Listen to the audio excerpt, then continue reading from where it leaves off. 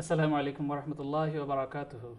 দর্শক মণ্ডলী, এনটিভির ইসলামিক অনুষ্ঠানে সবাইকে স্বাগত জানাচ্ছি। আমি শাহ মোহাম্মদ জাহির আলী। আপনারা জানেন যে প্রথম প্রোগ্রামে গত বৃহস্পতিবার এরকম আমরা ইসলামিক উইলের বিভিন্ন দিক নিয়ে আলোচনা করেছি। আজকেও আমরা ইসলামিক উইলের বিভিন্ন দিক এবং আমাদের মুসলমানদের এস্টেট প্ল্যানিং এবং effect of concept of joint family in our society in Muslim community, এটা নিয়ে আমরা আলোচনা করার চেষ্টা করব। অ্যাজ ইউজুয়াল আমি গত প্রোগ্রামে বলেছি, গত সেশনে বলেছি যে আমরা এটা অনেকটা অ্যাওয়ারনেস ক্রিয়েশনের জন্য এই প্রোগ্রামটা করছি মুসলমান কমিউনিটিতে, মুসলিমদের মধ্যে যারা ইসলামিক জীবন ব্যবস্থায় উইল একটি অত্যন্ত গুরুত্বপূর্ণ উপাদান, বাট এটাকে আমরা ওইভাবে ফলো করি না। তাই আমরা আজকেও আশা করব দর্শকরা আমাদের প্রোগ্রামের প্রথম বা দ্বিতীয় বা তৃতীয় সেগমেন্টে আমাদের সাথে যোগ দেবেন। স্ক্রিনে যে নাম্বারটা দেখতে পাচ্ছেন সেটাতে আপনারা ফোন করতে পারেন, ফোন করে যে কোনো কোয়েশ্চেন করতে পারেন, অথবা আপনাদের ভিউজ এক্সচেঞ্জ করতে পারেন, অথবা এই বিষয়ে আমাদের আজকের যে অতিথি আমাদের আছেন, অতিথির আলোচনার উপর যদি আপনাদের কোনো প্রশ্ন থাকে তাহলে সেটা জিজ্ঞেস করতে পারেন। আমি প্রথমে আমাদের অতিথির সাথে আজকে আমরা ইন্ট্রোডিউস হয়ে নিব। আমার সাথে আজকে স্টুডিওতে উপস্থিত আছেন শায়েখ Mohammad Mushfiq Uddin. He is a CEO in Khalil foundation. উনি উইল নিয়ে অনেকদিন ধরে কাজ করেন। উইল নিয়ে ওনার ইসলামিক থিওলজির উপর অনেক গবেষণা রয়েছে। আজকে আমরা তার সাথে আমাদের এক্সপিরিয়েন্স এক্সচেঞ্জ ভিউ করব, আমাদের ভিউ এক্সচেঞ্জ করব, এবং সাথে সাথে আমরা ওনার অভিজ্ঞতার আলোকে ইসলামিক উইল কি সেটা বোঝার চেষ্টা করব, এবং মুসলমানদের স্টেট প্ল্যানিংয়ের ক্ষেত্রে এটা ইসলামী শরিয়া ভিত্তিক কতটা ইম্পর্টেন্ট সেটা জানার চেষ্টা করব। আমি আহ্বান জানাবো ব্রাদার মোহাম্মদ মুশফিক উদ্দিনকে। It can be in Bengali or in English anyway, because we cover, yeah, that's fine, no problem. If you please explain to us what's very important, what is the importance of estate planning in Muslim life in terms of Sharia, and obviously you can cover that with the effect of concept of joint family, and what's the effect can be in the life of a Muslim if the estate is not properly planned. Obviously you cover with in terms of effect of Islamic will as well. Thank you very much. Assalamu alaikum. Bismillahirrahmanirrahim. This is a really topic that's close to my heart. I actually been researching and not working full time, but as a interest area for over almost 20 years. One long time ago, an elderly uncle approached me, and then I did some research on what estate planning is, what will writing is in this country. Did some training. I'm not a qualified lawyer, but in terms of writing wills, I actually did some formal training. Now, what I found is that it's really the whole concept of what to do with somebody when they pass away, what to do with their wealth and estate, is a strange concept in our Bengali community. If you permit me to take a call, we have got a call, alhamdulillah. I think let's get into the subject and then. Okay. Yeah. Okay, shall I just take one call, then Yeah. after that we'll get the subject. Okay. Assalamu alaikum caller. Hello, assalamu alaikum. Assalamu alaikum, আপনি কি শুনতে পাচ্ছেন? জি, hello. জি বলেন, আপনার প্রশ্নটি করেন, অথবা কোনো অপিনিয়ন যদি থাকে তাহলে শেয়ার করতে পারেন। আপনি কথা বলছেন স্টুডিওতে। যাকে আমি যাকাত দিব তাকে কি আমাকে বলতে হবে যে এই টাকাটা আমি আপনাকে দিচ্ছি, এটা আমার যাকাতের টাকা? মানে যাকাত যে কাউকে দিতেছি সেই তাকে কি জানাইতে হবে যে এটা আমি যাকাতের টাকা দিচ্ছি, নাকি এমনি দিলেই হবে যে আপনার আমি এই টাকাটা দিলাম? জাযাকাল্লাহ ফর ইওর কোশ্চেন বোন। আজকে এই রিলেটেড আলোচনা আমি এখানে করছি না আমরা, তারপরও যেহেতু শেখ আছেন এবং ইন টার্মস অফ দাওয়া, in terms of helping other sister and brother, I would rather say, Sheikh, if you please answer this question.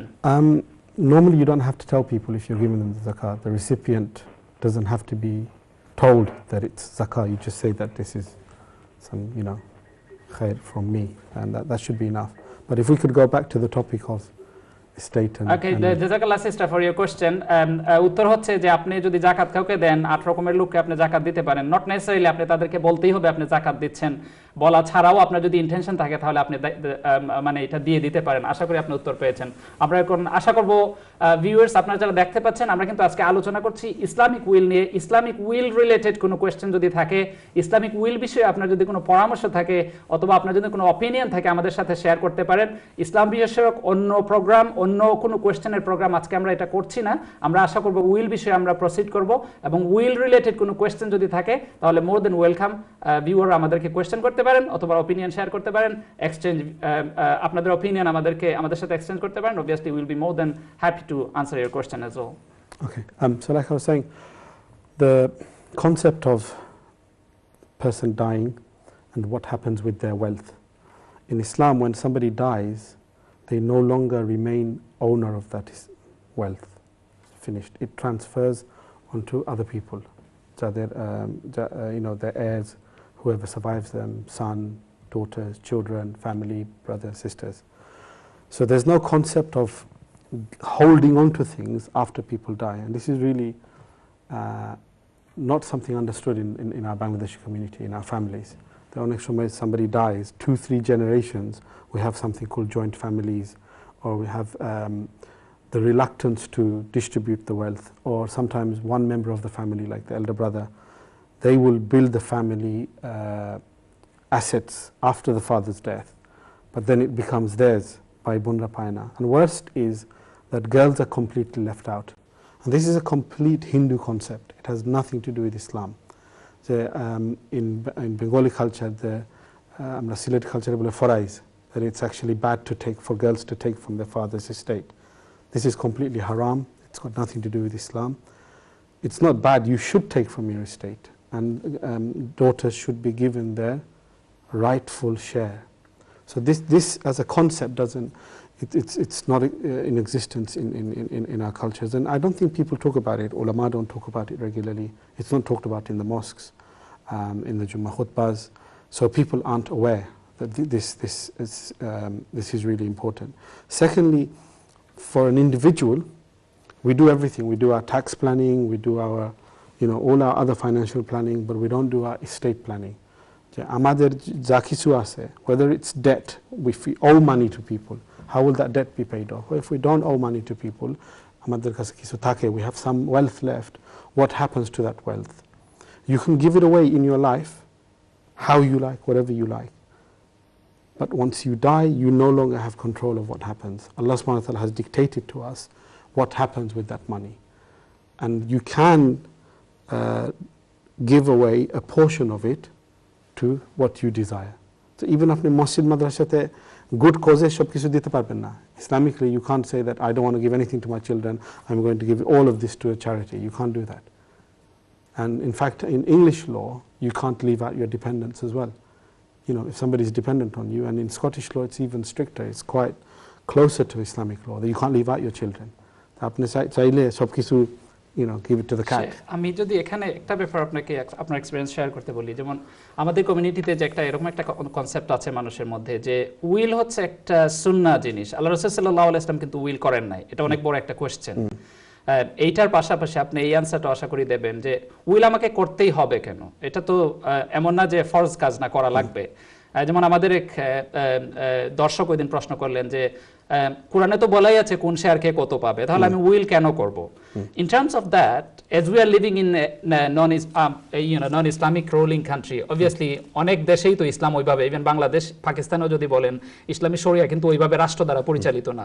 সেক্ষেত্রে ইন্ডিভিজুয়াল মুফতিদের ফতোয়া দিয়ে হয় এই শেয়ারগুলো বন্টন করা হয়। এই দেশে কিন্তু এটা ওইভাবে সম্ভব না।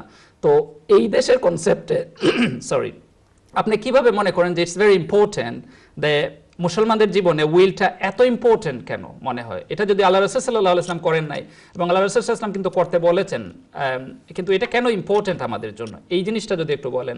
এবং মানুষ কেন, এজ ইউ সাইড, আমাদের ইমামরা খুতবাতেও এটা বলেন না, ওয়াজ যারা করেন তারা ওইভাবে এটা প্রমোট করেন না। অতএব উইল বা স্টেট প্ল্যানিং এই জিনিসটা মুসলমানদের জীবনে যে খুবই ইম্পর্টেন্ট, এটা কিন্তু ওইভাবে আমাদেরকে প্রমোট করি না, আমরা কমিউনিটিকে এডুকেট করি না। আর সবাই তো আর ইসলামী শরিয়াতে ওইভাবে অভিজ্ঞ না, তারা জানবে যে উইলটা কতটা ইম্পর্টেন্ট। এই রিল্যাক্টেন্সটা কেন বলে আপনার মনে হয়, কি জন্য হতে পারে? I think firstly it's cultural. We are heavily influenced by Hindu culture in India, and it's continued over generations in our life, our culture. But also we live in a misogynistic society. So আমাদের বলে না যে নারীর দুশমন and this and that. But to an extent it's true, women have been left out in many things culturally, not because of Islam. Islam is blamed for it, আমাদের culture, and one of those is this of sharing the estate. Islam was the first religion that identified একজন মহিলা নিজের wealth, when she gets married it still remains hers. তার নিজের সম্পত্তি যে বাফে দিছে না, সে নিজে কামাইছিল। খাদিজা রাদিয়াল্লাহু আনহা, Prophet sallallahu alaihi wasallam's wife, she was a merchant, she had her own money.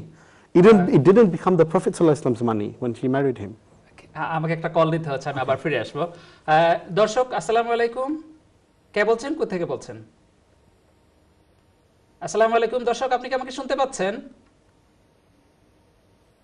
Hello দর্শক, আপনি কি শুনতে পাচ্ছেন? হ্যাঁ, আপনার ভয়েস খুব ক্লিয়ার না, আমি আপনাকে শুনতে পাচ্ছি না।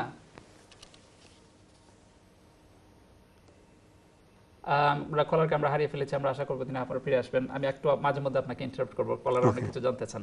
If you carry on please. So the concept of a woman owning her own wealth, this is an Islamic concept. Before Islam, this didn't exist.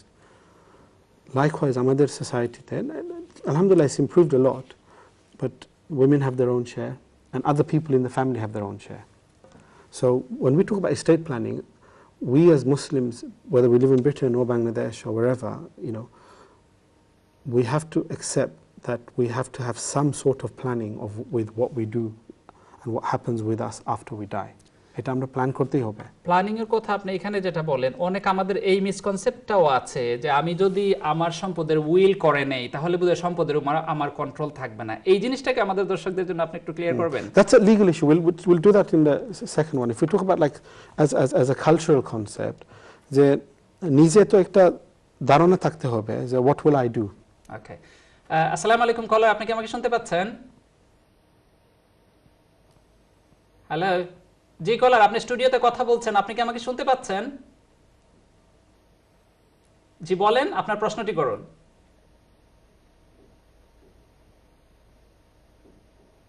আমি কলারকে খুব খুব লো ভলিউমে শুনতে পাচ্ছি, আমি কিছু বুঝতে পারছি না।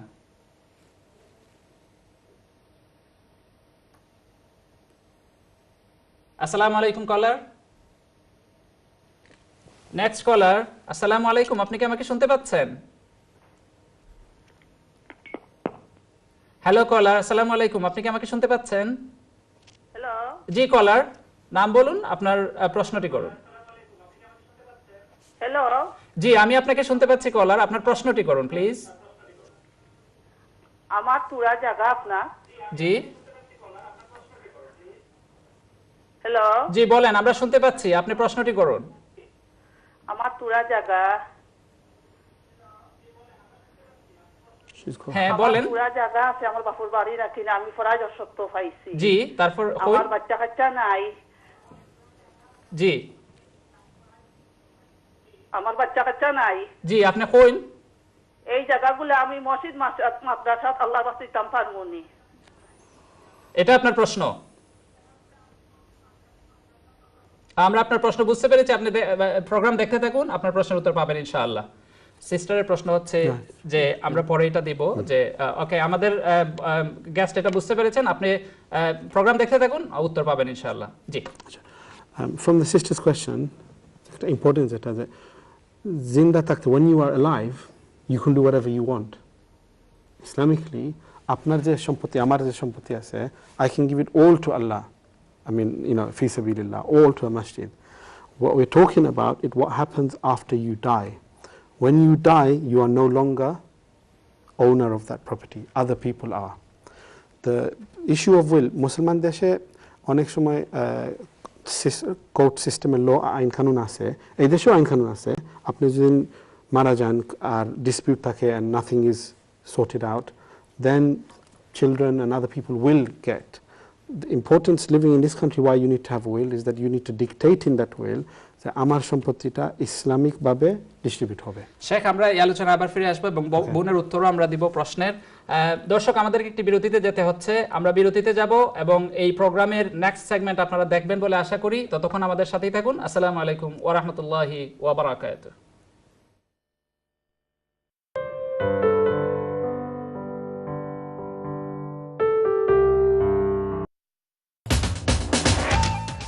আপনারা দেখছেন ইসলামে ওসিয়তনামার ভূমিকা নিয়ে বিশেষ আলোচনা অনুষ্ঠান ইসলামিক উইল।